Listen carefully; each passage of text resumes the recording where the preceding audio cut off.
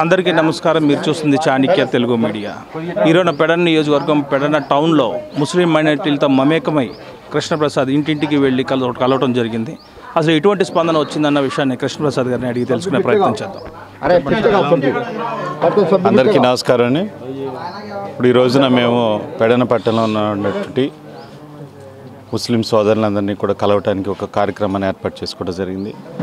మరి ఎక్కడికి వెళ్ళినా కానీ ముస్లిం సోదరులందరూ కూడా ఒకటే చెప్తా ఉన్నారు. ఈ రోజున తెలుగుదేశం పార్టీ హయాంలో ఉన్నప్పుడు నారా చంద్రబాబు నాయుడు గారు అనేక రకాలైనటువంటి సంక్షేమ కార్యక్రమాలు ముస్లిం సోదరులందరికీ కూడా ఇవ్వడం జరిగింది. కానీ ఈరోజు నీ ప్రభుత్వం వచ్చిన దగ్గర నుంచి కూడా ఆ యొక్క సంక్షేమ కార్యక్రమాలు ఏదైతే ఉన్నాయో వాటన్నిటిని కూడా పూర్తిగా రద్దు చేసేసారు.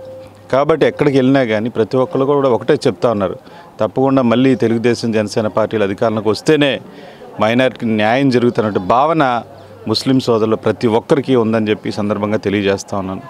అదేవిధంగా మరి సంక్షేమ కార్యక్రమాలను చూసినట్టయితే గతంలో ఉండేటువంటి దుల్హన్ పథకం కానివ్వండి, అలాగే మరి మసీదులన్నిటినీ కూడా రిపేర్లు చేసుకోవడానికి ఇచ్చేటువంటి అమౌంట్ కానివ్వండి, ఇమాంకి మౌజులకి మరి ఆ రోజున చంద్రబాబు నాయుడు గారే వాళ్ళకి గౌరవ వేతనం కూడా అందించడం మనందరం కూడా చూసాం.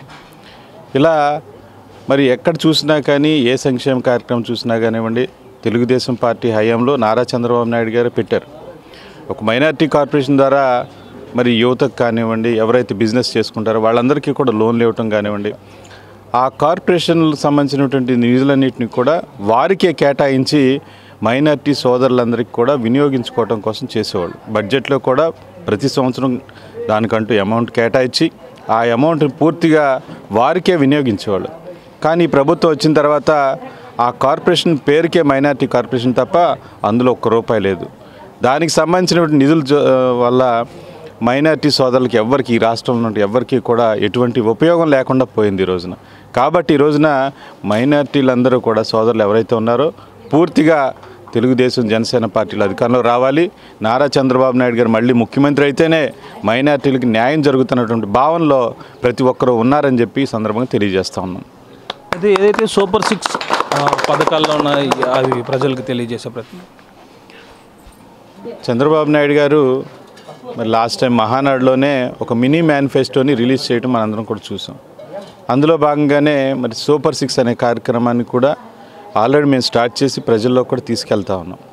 ఏదైతే మహిళలకు సంబంధించినటువంటి మహాశక్తి కార్యక్రమం కానివ్వండి, రైతులకు సంబంధించినటువంటి ప్రతి సంవత్సరం 20,000 ఇవ్వటం కానివ్వండి, అదేవిధంగా యువతకి నిరుద్యోగ భృతి ఇవ్వటం కానివ్వండి, అలా ఒక సూపర్ 6 అనేటువంటి కార్యక్రమాన్ని చేపట్టి ముఖ్యంగా ఈ రాష్ట్రంలో ఉన్నటువంటి పేద మధ్యతరగతి ప్రజలు ఎవరైతే ఉన్నారో వాళ్ళందరూ కూడా సంతోషంగా ఆనందంగా ఉన్నటువంటి ఏకైక లక్ష్యం పెట్టుకుని తెలుగుదేశం జనసేన పార్టీలు అంటే చంద్రబాబు నాయుడు గారు, పవన్ కళ్యాణ్ గారు కూర్చుని ఆ యొక్క కార్యక్రమాలని, ఆ మేనిఫెస్టోని రూపొందించి పేద ప్రజలందరినీ కూడా పైకి తీసుకురావాలని లక్ష్యంతో ఆ సూపర్ 6 కార్యక్రమాన్ని ఏర్పాటు చేయడం జరిగింది. ప్రజలందరూ కూడా ఆ యొక్క కార్యక్రమాలను విని చాలా సంతోషిస్తూ ఉన్నారు. ఇప్పటివరకు కూడా ఏదో ఆరాకొర అంటే రకరకాలుగా కండిషన్స్ పెట్టేసి 2 ఎకరాల పొలం అంటాం, 3 ఎకరాల పొలం అంటాం, లేదంటే కరెంట్ ఎక్కువ వచ్చిందంటాం, లేదంటే వాళ్ళ పిల్లలు ఎవరన్నా ఇన్కమ్ ట్యాక్స్ 0తో ఫైరింగ్ చేసినా కానీ ఏదో ఇన్కమ్ ట్యాక్స్ కట్టేస్తున్నారని చెప్పేసి సంక్షేమ కార్యక్రమాన్ని రద్దు చేస్తున్నారు. అటువంటి ఏమీ లేకుండా, కండిషన్స్ లేకుండా చంద్రబాబు నాయుడు గారు ఎవరైతే ఎలిజిబిలిటీ ఉంటారో నిజంగా పేద ప్రజలు, బడుగు బలహీన వర్గ ప్రజలు ఎవరైతే ఉంటారో వాళ్ళందరికీ అందేటువంటి లక్ష్యంతో ఈ యొక్క సూపర్ 6 కార్యక్రమం రూపొందించారు. ప్రజలందరూ కూడా స్వాగతిస్తూ ఉన్నారు. రేపు రానున్నటువంటి రోజుల్లో ఈ రాష్ట్రాన్ని అభివృద్ధి చేయాలన్నా, ఈ రాష్ట్రం ముందుకెళ్లాలన్నా తప్పకుండా తెలుగుదేశం మరియు జనసేన పార్టీలు అధికారం రావాలన్న లక్ష్యంతో ప్రజలందరూ కూడా ఈరోజు కోరుకుంటా ఉన్నారు.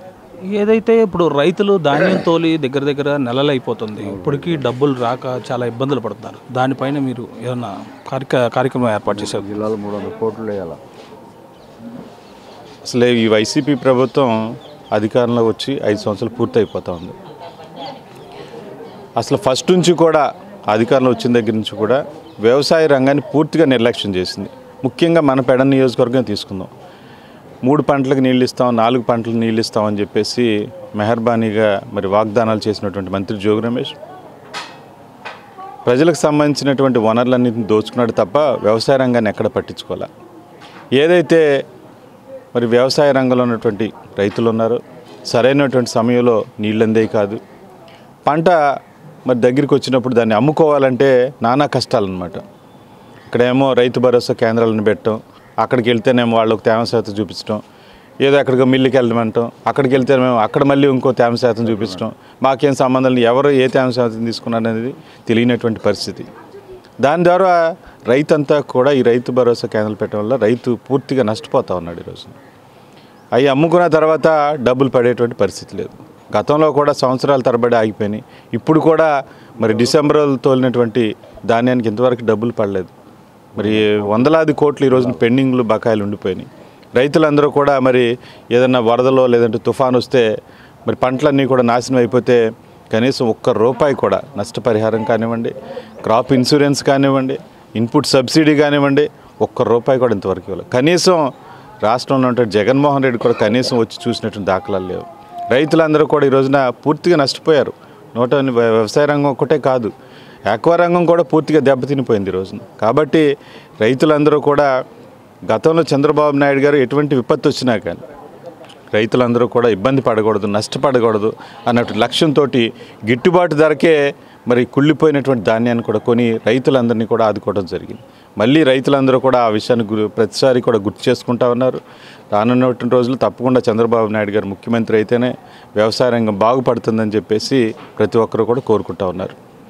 ఏదైతే ముస్లిం మైనారిటీ సోదరులతో కలిసి ప్రతి సమస్యని వారితో పంచుకుని ముందుకెళ్లే ప్రయత్నం చేస్తున్నారు కాగిత కృష్ణప్రసాద్. కెమెరామెన్ కిరీటితో Chiranjeevi, Chanakya Telugu media. Please subscribe to Chanakya channel.